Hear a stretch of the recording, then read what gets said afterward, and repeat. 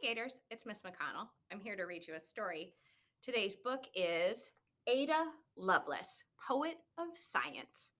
It is about the first computer programmer. It's by Diane Stanley and it's illustrated by Jessie Hartland.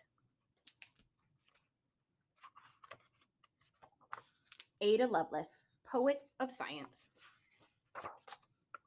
Long, long ago, on a cold winter day, a lonely little girl walked from room to room in a big, old, dark country house.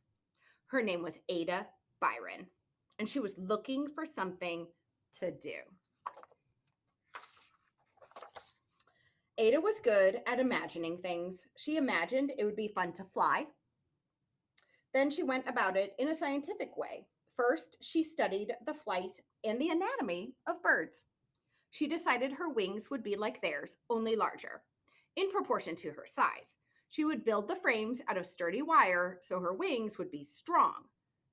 Then covered the frames with oil rubbed silk so they would also be light. Finally, she designed a harness to attach the wings to her back. She thought it would be fun to fly from house to house delivering the mail. She'd need to bring a bag for carrying the letters, a map, and a compass for navigation. She decided to write a book about her flying project, illustrated with pictures and diagrams. She would call it Flyology. When she had finished that, Ada had a plan to build a steam-powered flying horse. Her mother, Lady Byron, was away at the time, so Ada sent regular updates on the flying project. She signed the letters, "Your affectionate young turkey," or "Your affectionate carrier pigeon." She had never been so happy. But Lady Byron was worried. Ada seemed overexcited. Worse, she showed dangerous signs of too much imagination. In other words, she was acting like her father. Ada's parents were as different as chalk and cheese. Her father, the famous poet Lord Byron, was a worldwide celebrity, the rock star of his time. Her mother, Lady Byron, was interested in math and science, and she was rational, respectable, and strict. The marriage only lasted a year. Ada never knew her father. He left England soon after she was born and died in a faraway Greece when she was 8. His portrait had been covered with a cloth. Being Lord Byron's daughter shaped Ada's childhood in important ways. Ada's mother wanted her to be calm and rational, not emotional and creative like her father.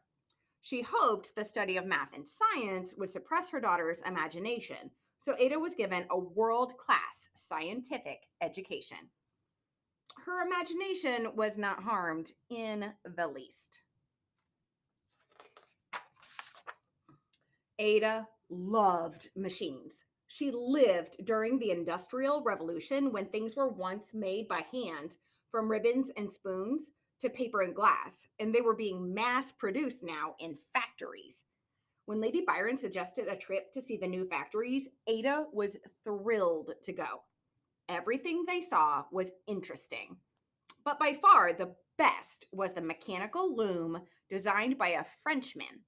It could automatically weave cloth in any design you could imagine, from a simple plaid to fancy brocade to actual pictures of people, trees, and animals. But how did the loom know which patterns to weave? That was the amazing part. The design was translated into a pattern of holes punched into heavy paper cards. Long chains of these cards were fed into the loom, giving it instructions. To change the design, you only had to change the cards.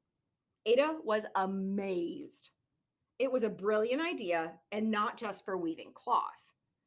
Why not use punched cards to direct other machines for other purposes? Ada was onto something. Soon, she would see how right she was. At 17, Ada's quiet childhood came to an end. Her mother took her to London for the summer social season, a round of teas, dinner, and dances.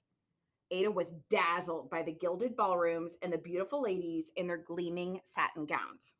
Everyone wanted to meet Ada because she was Lord Byron's daughter. But Ada didn't know what to say to them. She didn't care about fashion, fox hunting, or court gossip. Then she went to one of the weekly gatherings at the home of Charles Babbage, the great mathematician and inventor. All the interesting people went to his parties, from the writer Charles Dickens to the scientist Charles Darwin. As Ada moved through the crowd from one amazing conversation to another, she grew almost dizzy with excitement.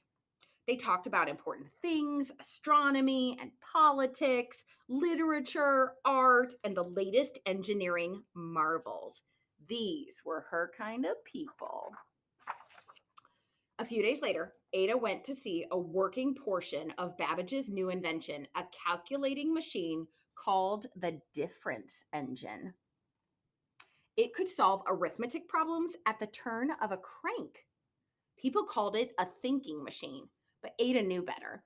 The intelligence was not in the machine itself, but in the genius of its designer. Ada felt an instant connection with Charles Babbage. She even dreamed of one day helping with his important work. And so began one of the most remarkable friendships in the history of science. But Lady Byron had other plans for her daughter. Ada didn't need a profession. So, at 19, Ada married a wealthy aristocrat, William, Lord King. When he became the Earl of Lovelace, Ada Byron King changed her name once again. She would go down in history as Ada Lovelace. By the time she was 24, Ada had 2 children running wild in the nursery and one still crying in his cradle. But she hadn't lost sight of her dream and just postponed it. Now, at last, her moment had come. Babbage was working on a revolutionary machine. It was called the Analytical Engine. It would be powered by steam. There was no electricity in those days, and it could do much more than just add and subtract. The Analytical Engine could run on any kind of mathematical calculation. Then store the results for later use. Best of all, he had borrowed Jacquard's idea of using punched cards to direct his engine, so it could easily change from one operation to another.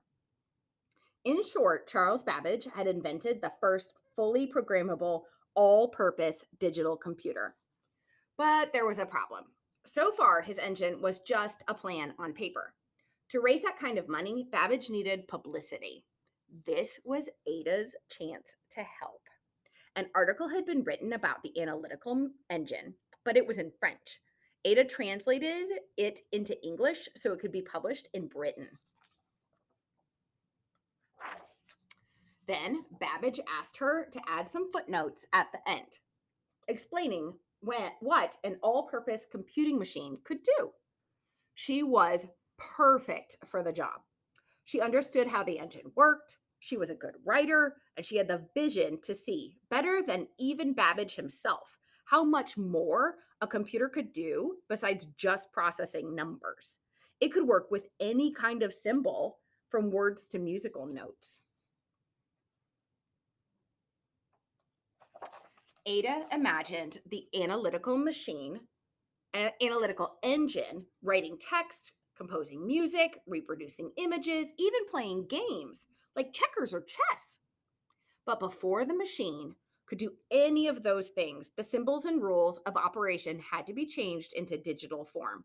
Today, we call that programming.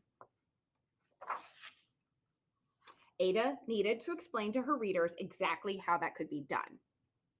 As an example to work with, she and Babbage chose an extremely complicated series of calculations called the numbers of Bernoulli.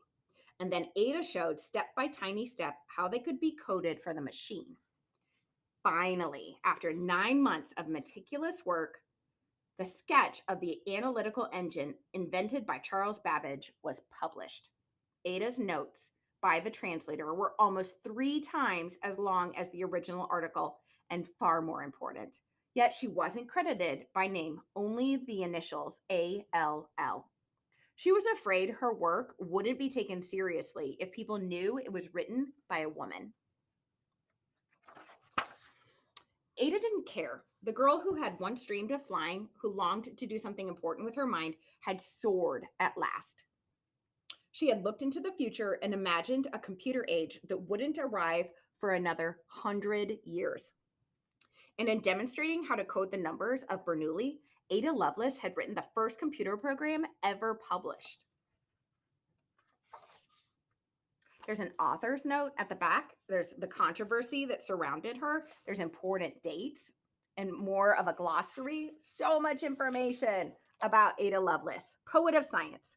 If you'd like to check out this book or other books about famous and amazing women throughout history, go ahead and check them out, and I'll bring them out front for you to pick up or deliver them to your classroom. Have a great night, Gators.